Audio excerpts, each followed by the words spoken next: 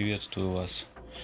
Неспроста я взял себе псевдоним инкогнито, потому что я не хочу раскрывать свою личность, но при этом я хочу поделиться с вами информацией, которая начнет менять вашу жизнь. Вы прозреете и будете знать то, чего не знали ранее.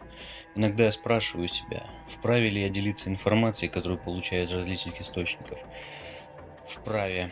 Или просто зачем я это делаю? На нашей планете миллиарды людей, и абсолютное большинство живет в неведении. Кто-то что-то подозревает, а кто-то имеет прямое отношение, но лишь скромные десятки знают все наверняка. Отбросив все сомнения, я снова отвечаю себе: да, я вправе, я должен делать это. Вы не представляете, какая опасность нависает ежечасно, ежесекунду над всем человечеством. Вопрос идет не только о благоденствии, достатке и продолжительности жизни, над которыми бьются экономисты, ученые, врачи по всему миру. Речь идет о выживании человечества. Я не кликуша и не дурачок, размахивающий религиозными плакатами возле занюханного магазинчика где-нибудь на бульваре Олимпик. Просто я человек, который однажды прозрел. Документы, которые я хочу обнародовать, получены легальным путем, а именно куплены за мои личные деньги у хакера-уфолога, сумевшего подломить систему безопасности серверов ФБР. Прежде чем придать огласке полученные сведения, была произведена проверка, разумеется. Проверка длилась около 5 лет. И вот сейчас, когда весь пазл сошелся воедино, я приступаю. Ангола, 1975 год. Трудное, тяжелое время, которое щедро рассыпало невзгоды и проливало целые реки крови на эту выжженную, богом проклятую, черную землю. До каких пор все это будет продолжаться? Что вылупился, гнида? Боец униты в малиновом берете и камуфляжной форме пихнул автоматом измученного, забитого чернокожего парня, который не удержался и шлепнулся в грязь. «Вставай, пидор!» Парень не мог подняться, руки скользили по грязи, утопали в ней. Парень никак не мог найти в себе силы. Боец рассвирепел и стал остервенело бить изможденного парня прикладом АК-47 по спине. «Эй, Бооно, что ты творишь? Кто будет работать на прииске, если ты всех перебьешь?» Боец униты по имени Боона повернулся на оклик, подобострастно улыбнулся и убрал автомат за спину. «Сеньор Куале, разрешите приветствовать вас. Эти последние из деревни рыбаков, которые укрывали партизан, ни на что не годны. Ели только рыбу и рис, вот и не могут работать». Боона махнул двум бойцам неподалеку. Они подбежали, схватили измордованного парня и потащили в сторону. Упитанный, престарелый Куали в белом легком пиджаке и панаме подошел к Боону, приступая по сухим пятачкам в жидкой, местами припекшейся желтоватой глине.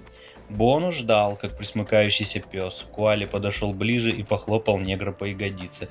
«Боону, я ведь давно заметил, что ты малый не промах. Ты служил в правительственных войсках?» Негр выпучил слегка пожелтевшие от начинающейся желтухи глаза и громогласно проорал: «Так точно!» Куали поморщился, но при этом сильнее сжал ягодицу боевика. «Знаешь, дорогой Буона, ведь на прииске Саференс вчера умер капитан. Ты не знаешь, кто бы мог занять его место?» Вдруг и Куали, и Буона обернулись на крик. Из-под низкого свода штольни, как одичалые крысы, выбегали, выползали один за одним те, кто добывал из породы алмазы. Грязные, худые, изможденные, живые мертвецы-негры, попавшие в плен или захваченные в рабство во время налетов на деревни Анголы в приграничных районах. «Стоять, суки!» Баона деликатно сбросил руку босса со своей ягодицы, перещелкнул автомат и побежал к штольне. Бойцы униты стреляли поверх голов сгрудившихся в кучу рабов, но те не повиновались. «Мы не пойдем туда! Нет, нет, умоляю!» Из толпы выволокли пока еще довольно-таки крепкого парня, и на глазах у всей людской кучи расстреляли прямо в грудь. Толпа закричала и попадала ничком прямо в грязь и глину, выработку из штольни. «Вперед работать, сучьи гниды!» «Нет, нет, там смерть, о которой нас предупреждали предки!» Услышав слово «предки», Буона коротко перекрестился. Наследие колонистов-миссионеров. «Заткнитесь, заткнитесь, я сказал! Что еще за смерть?» Ангола, 2003 год. Только вчера Войтович со своим помощником прилетел в аэропорт Фордо Фивьеро в Луанде. Какая жара, боже! И эти нигеры снуют туда-сюда, целая страна нигеров, сбрендить можно. «Стив, когда уже прибудет этот чертов транспорт?» «С минуты на минуту, мистер Войтович. Сегодня направляемся на Саференс и потом сразу в Гуидетту». Саференс по боку. Сразу едем в Гуидетту.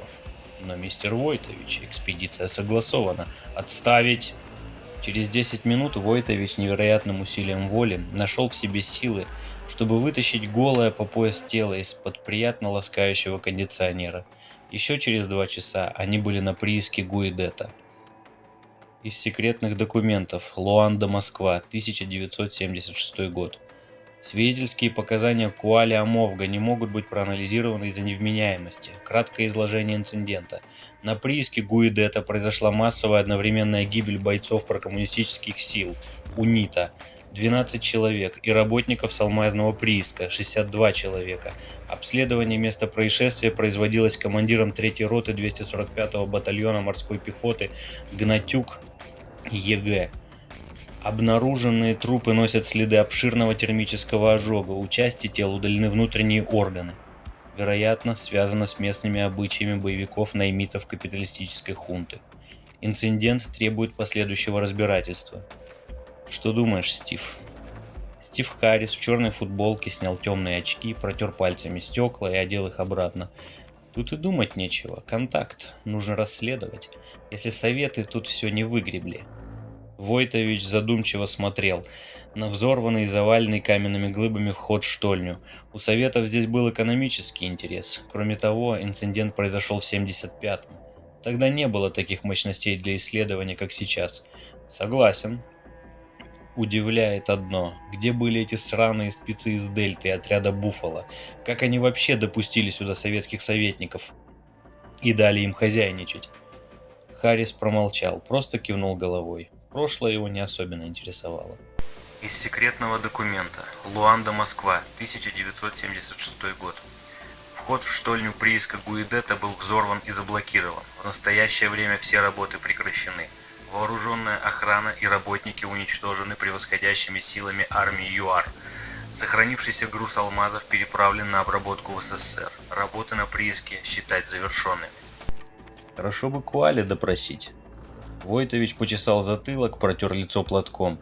Отработайте, но ему сейчас не меньше 80, учитывая их уровень жизни, продолжительность.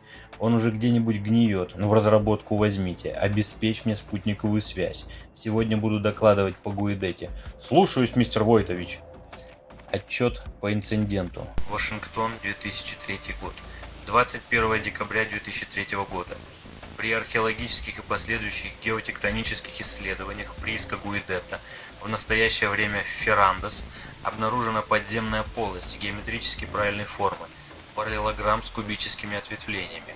Полость расположена на глубине 450 метров с заглублением в 1,5 километра. Кубические ответвления различных размеров не менее 12 штук. У основания параллелограммы симметрично расположены и вытянутые овальные структуры. Геометрические и конструктивные параметры полости уточняются, получены посредством акустично-волнового исследования местности. В настоящее время проводятся разработки карьерным способом, с точечной забуркой шурфов. В перспективе экспедиция с проникновением в полость. Район оцеплен силами ВМФ США и подразделением ООН. Используется в темную. Легенда охраны перспективных месторождений тантала и алмазов. 12 января 2003 год.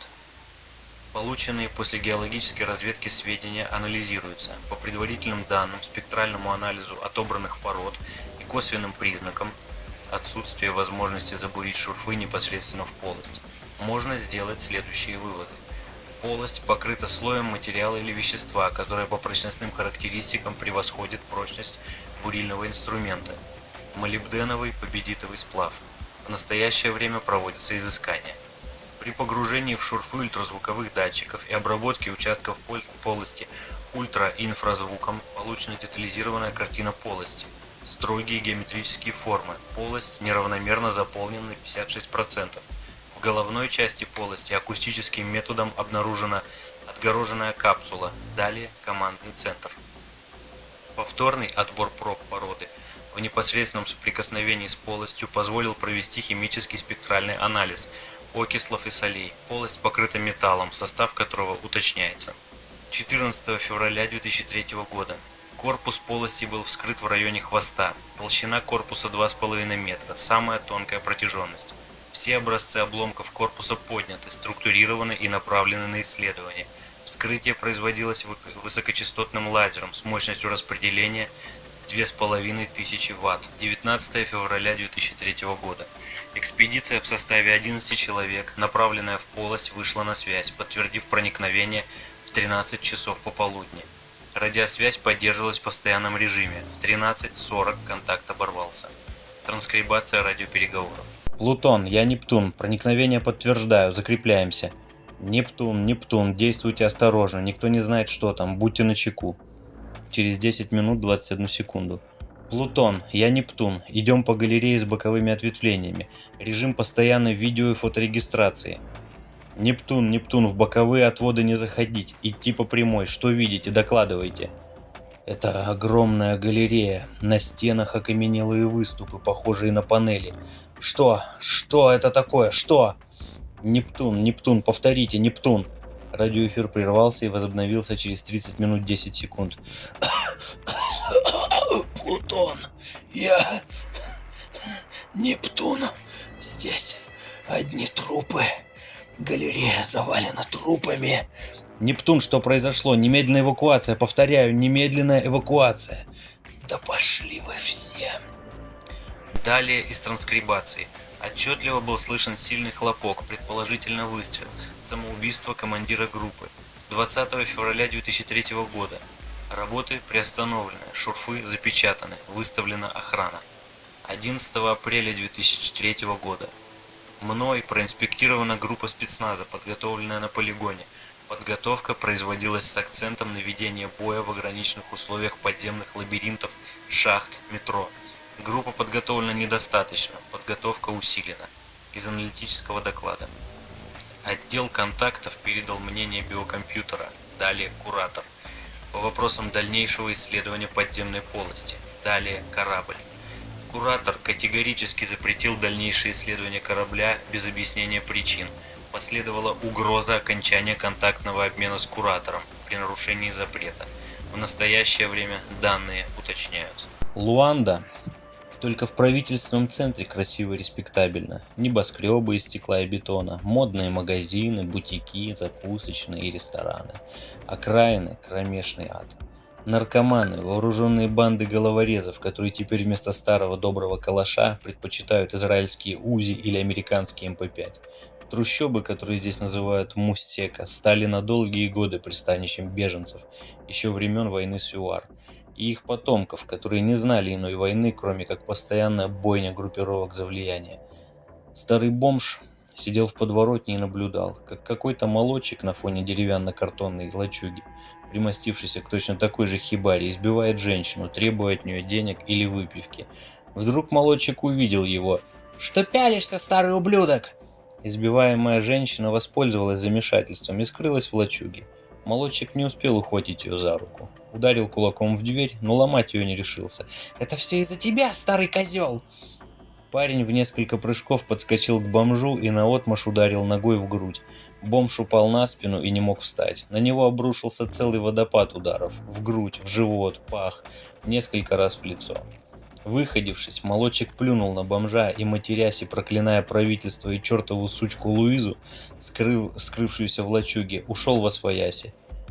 Бомж силился перевернуться, но не мог. Задыхаясь, он пытался что-то сказать, а вероятнее всего позвать на помощь. Под ним образовалась лужа из нечистот. Именно так умер сеньор Куали, главный надзиратель приисков Гуидета и Саференс.